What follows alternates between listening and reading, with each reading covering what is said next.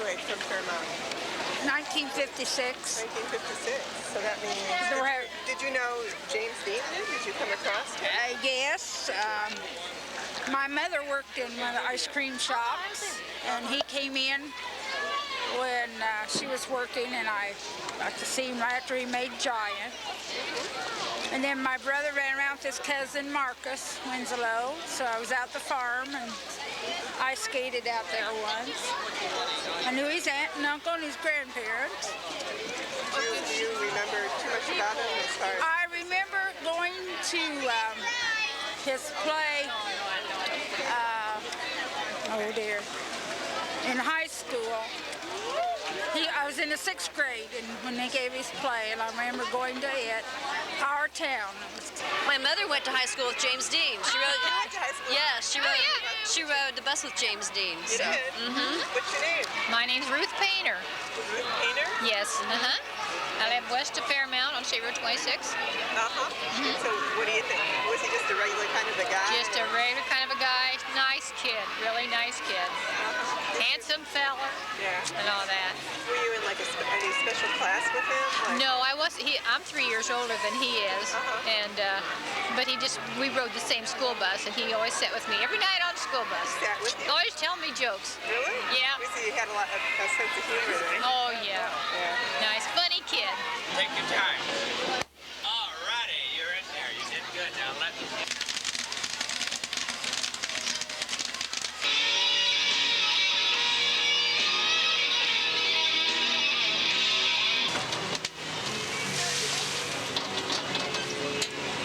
And then he sends it away and gets it made out of wax.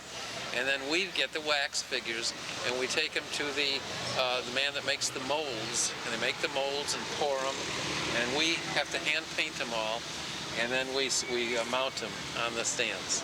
It's a limited edition. We make 2,000 of them, then we destroy the molds, and of course that brings your value up, once the molds are destroyed. I'd been representing Warner Brothers as their James Dean for Warner Home Video. Whenever they re-release any movies of James Dean, I fly out and be their James Dean. So this year, I sign autographs. I represent James Dean for them. But I was very lucky this year. I starred in the very first James Dean rock video called The Legend of Jimmy by the most famous composer in Paris, whose name is Miguel Bigier. And right now the song is the opening for a Broadway show in Paris, and in 6 months it'll be the opening for a Broadway show in New York.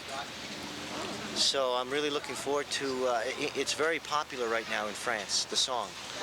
But it is in French, so they have to translate it into English and to bring it to the States. So I kind of think that the essence of James Dean is in everyone, and the rebel never dies.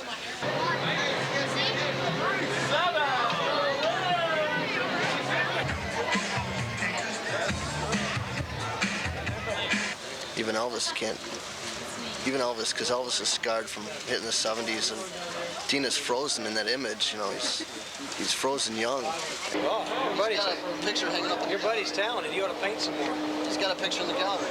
Yeah, he should. Painting like that. If I could paint like that, I'd have a picture in the gallery. It's just unfortunate that he had to pass away like that. Yeah. A lot of people miss him. You can tell. There's 35,000 people here to see him.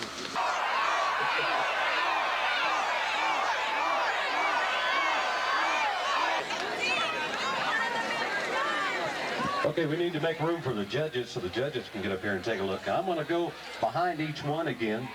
I need to move these. I'm going to go behind each one again and hold my hand over their head and let you vote for them one more time. Okay, gentlemen, would you turn around and let the ones in the back here take a look at you? They're yelling at me. What do you think, folks? Take a good look at them. Okay, we're going to have you turn around again. I'm going to start down here on the end. I'm going to hold my hand above their head, and you folks vote for them again. The winner of the 1991 James Dean Look-alike Contest is both of them.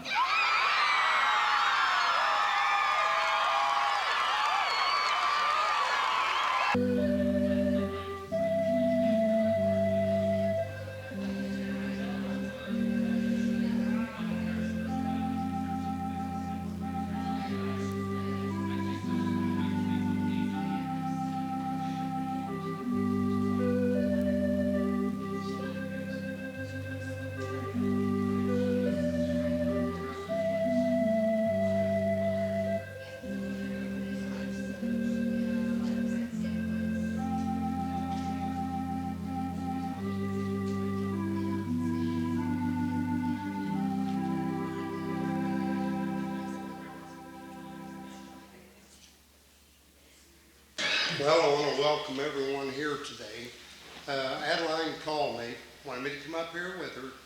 I think she called me a few years ago, and I never got back with her, and I don't think she was too happy with me. Good. Of course, I don't think she was too happy with me when we were in school either, when I was one of her students. But I told her I'm not much of a speaker. Now, I'm a talker, but not a speaker. So I told her I would get up here and say a few words. Of course, being in Jimmy's class, a friend of Jimmy's, I feel dedicated to this. And being president of the museum, I feel that this is a nice tribute to Jimmy. And it's nice to see everyone that's taking part in it. And I want to welcome you all to Fairmount. Hope you've all had a good time while you're here. And I want you to be sure to come back and see us, and I'm sure you all will. Thank you.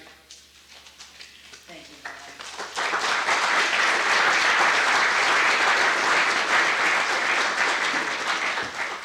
Nice, Bob. And the second person is David Lord. He is from the Fairmont Gallery. James Dean Gallery, it's called, isn't it? All right, David Lord. You talk for 5 minutes.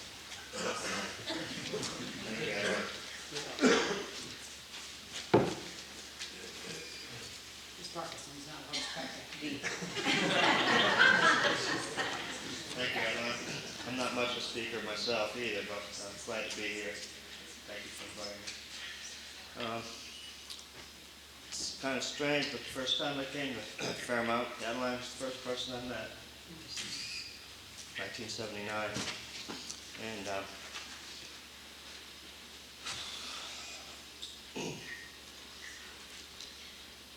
excuse me. I'll never forget the feeling of the first day in Fairmount. I don't think anyone forgets their first day here. It's really, nice place. It was Mother's Day, 1979, and I met Adeline. She said, I went upstairs to the Historical Museum. It was on the second floor, and she said, hello, I'm Adeline Noel. And I said, why don't you go out to the farm, visit Hortense? So I did. And I just couldn't believe it. I was driving from California to New York, and after this, the whole trip back to New York, my mind is just going and thinking of the town. And just never realized I'd be doing this, running the gallery. And I can't really say much more, but I'm glad to have everybody here. And Sylvia Bongiovanni called this morning and wanted to say hello to everybody. And everybody's welcome to come to the gallery this evening, 6 o'clock. Hamburgers and hot dogs out back. And, be glad to have you. And it's nice to see Dennis Stock here. Thanks for coming. And I guess that's about it. Thank you, Adeline.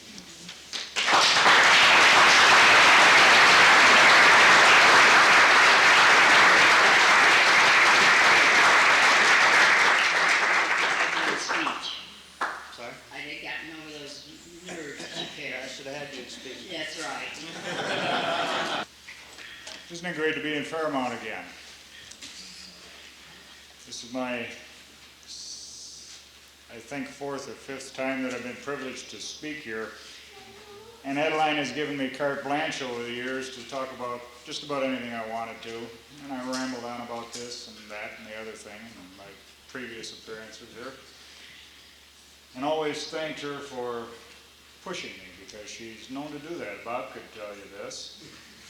And just about anybody else who gets any closer than 5 foot to Adeline, she's got a little magnet inside of her that draws the best out of you. And so here we are again. As I said in the past, I come here and ramble on off the cuff, this, that, and the other thing. This year I got an assignment from Adeline, and I'm just awestruck at how, to quote a line from East of Eden, it would be presumptuous to think that it would be I. You remember Raymond Massey making that statement in, with his failure with shipping the lettuce. I would never think that I would be chosen or allowed to do this. But I've been privileged to give to you or to recite or to read the original eulogy for James Dean, 1955, written and delivered by Reverend Zen Harvey. Pretty heavy, folks. Give me a chance, okay? These are his words, my interpretation. Eyeglasses. I saw some recent footage of Reverend Harvey, and he has his beard and gray hair. Adeline knows how to cast a role. I shall always remember the life of James Dean as a drama in 3 acts. Act 1 was his boyhood and youth.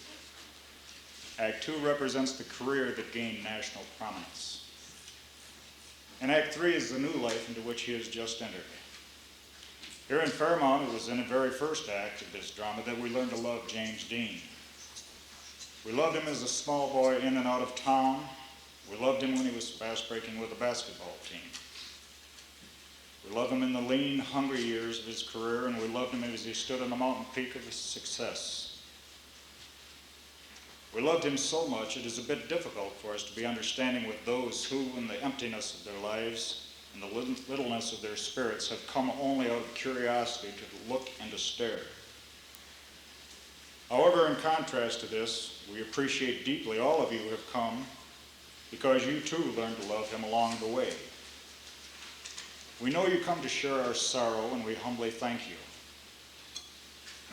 Also, we find it hard to be charitable with publicity-hungry amateur psychologists who have entertained themselves psychologically, psychoanalyzing our boy. Because we knew him as a normal boy who did the things normal boys do. He was part of a good, solid home in the community where understanding people live. He was loved by the members of that family, and he loved them in turn. He was not brooding, or weird, or sullen, or even odd. He was a fun-loving boy and too busy living to sulk. Though he was a normal boy, he had an extra measure of energy and talent. What energy he had. On the basketball court, he didn't have the physical equipment to be a basketball star. But what he lacked in stature, he made up in fighting spirit. He was one of the team's leading scorers, just because of his great energy and drive. With affection, we remember how he hustled that little English motorcycle around town in high school days. That motorcycle had a rough existence. When Jimmy was riding it, he was always in a hurry. When we speak of his talent, we naturally think of the theater. But his talent was not limited to acting. He was interested in all of the arts. Much has been said of his interest in bullfighting. But it is only right that you know he was a serious amateur sculptor. You know of the bongo drums, but you should know that he was devoted to the best in classical music. He enjoyed also the best in fine literature and was a student of philosophy. He could discuss intelligently the great philosophers and their schools of thought, William James' pragmatism, for example. But for all of his interest in the other arts, the theater was his first love. James Dean was an actor. He was an actor in the noblest meaning of the term. He lived with the characters he portrayed. He was so sensitive. He suffered when they suffered, brooded when they brooded, and rejoiced when they rejoiced. He was the master of his profession. Like other masters of his art, he took the values of all good literature and multiplied them time upon time. To some he brought rest and relaxation, and to others hope and challenge. Just a word in regard to the worthiness of his profession. In days gone by, when the church was all-powerful and politically, it would reach out with its long arm of censorship and ban the theater entirely. But the energy that always brought back the theater was the church. It was needed not only to dramatize that scene that happened so long ago in Galilee, but to make vivid the lessons that the best of literature has to teach. Now the curtain has fallen on Act 2 of James Dean's life. We cannot help but feel that his activity here in time and space has ended far too soon.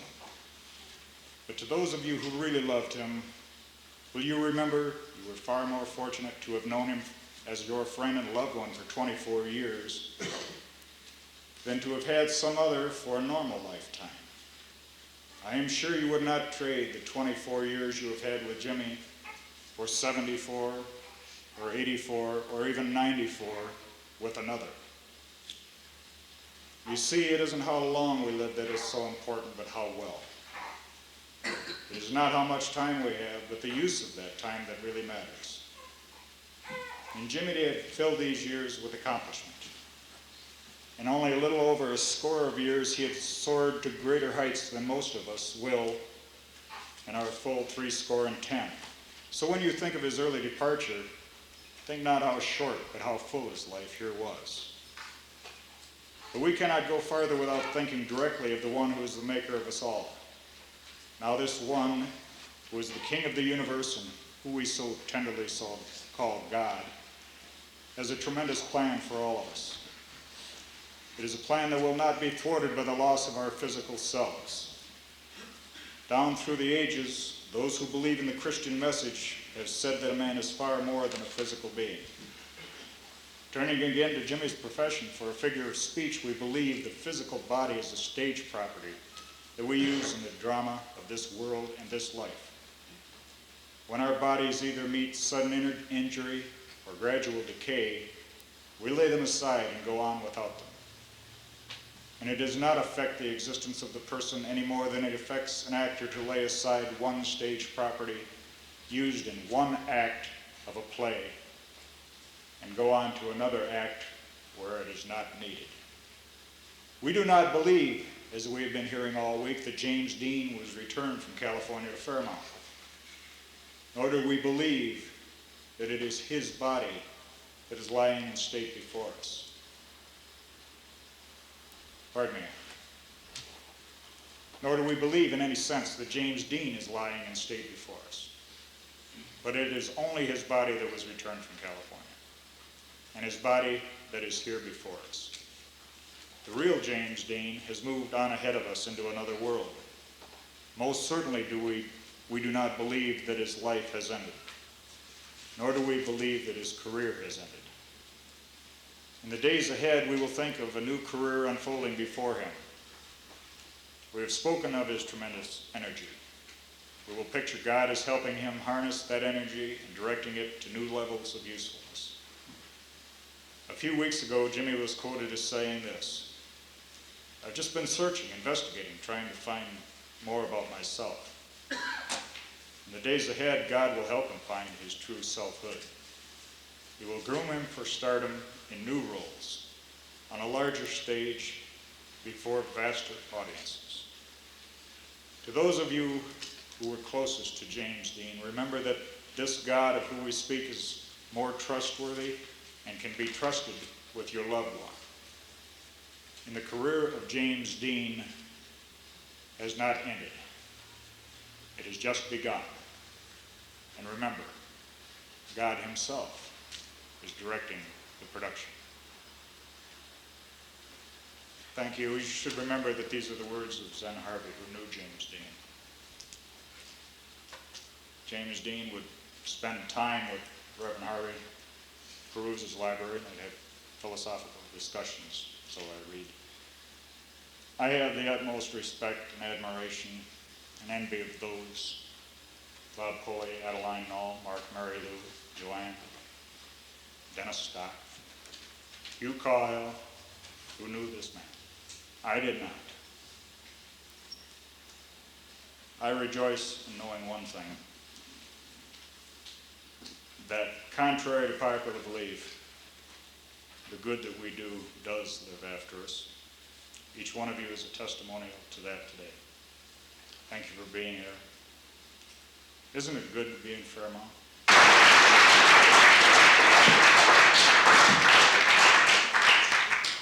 Boy, I'm really glad to see so many people here on a Monday. I thought it would be pretty much all over like it used to be. If the James Dean Memorial fell on a weekday, there'd be about enough people to consume a 6-pack of pop, and that'd be it. But I came to Fairmont a little early this year, and I seen something I'd like to share with you. There's a bunch of little first or second graders going to the library with their teachers. There was 6 or 7-year-old guys, and they're laughing, and they're punching and going on, and they said, "Hey, you know what? It's almost Jimmy Dean Day." Now, those guys don't really know anything much about James Dean, but they associate it with the good things in life, and I think that's wonderful. And they're going to grow up to be Deaners too, I hope. This Quaker Meeting House is really a significant place, but for this memorial service. We all get together every year because of James Dean, because he meant something special to us. We respect his art or admire his life. But when we celebrate him, we're also celebrating ourselves. And this is a place of soul touching. And it's very good for human beings to do that. Thanks a lot.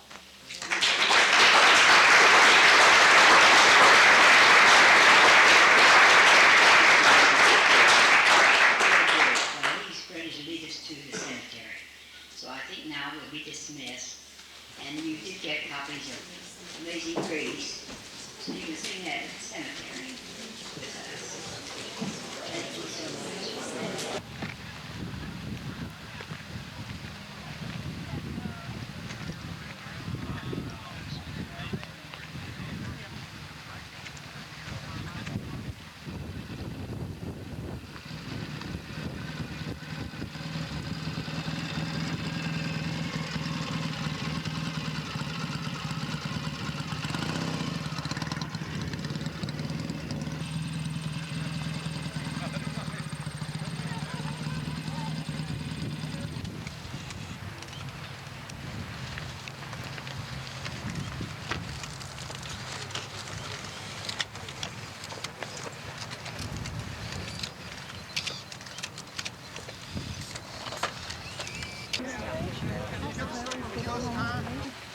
You have to come back every year in every color of the rainbow.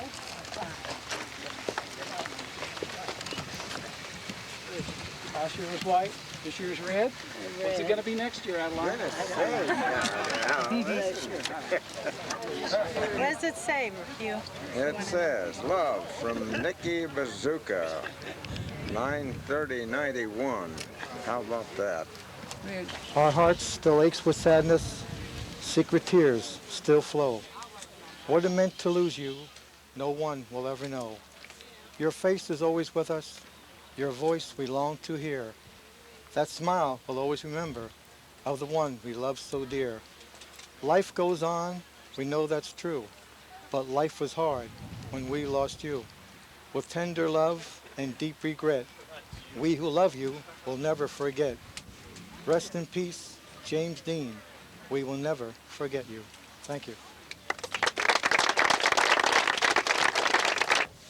It's always a pleasure to come out here to Fairmount and to see Mrs. Knoll and Hugh and all my friends that I've made here over the years.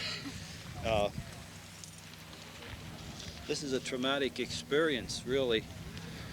I don't know how the rest of them feel, but I saw his first movie in 1955, and I was hooked right away.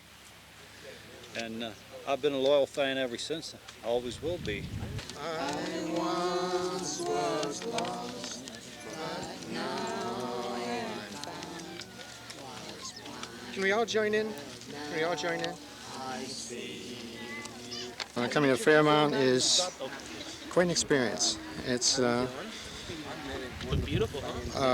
like a pit stop on the next year of the race of life, and I love coming. It's only one other place that I feel the sense of peace and security and futility of life and death as in Fairmont, Indiana. That's at the Vietnam Washington Monument in Washington.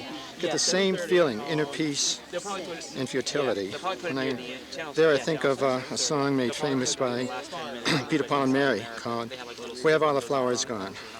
Gone to the graveyard one by one. 50,000 flowers lost their bloom in Vietnam, and one very important flower lost its life in Salinas, California, 1955. It's always a different. It's a whole different thing. The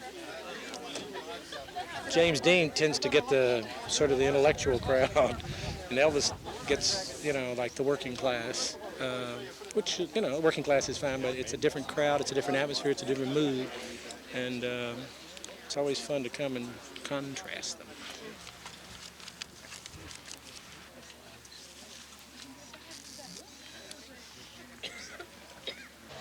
You know that he's gone, but in a way he isn't, because every day you can see a different picture that was taken of him, and it's something new.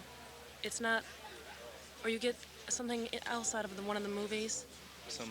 Continually seeing something else. You talk to someone else, and get another interpretation, and Right. it's just. You can never get all the angles.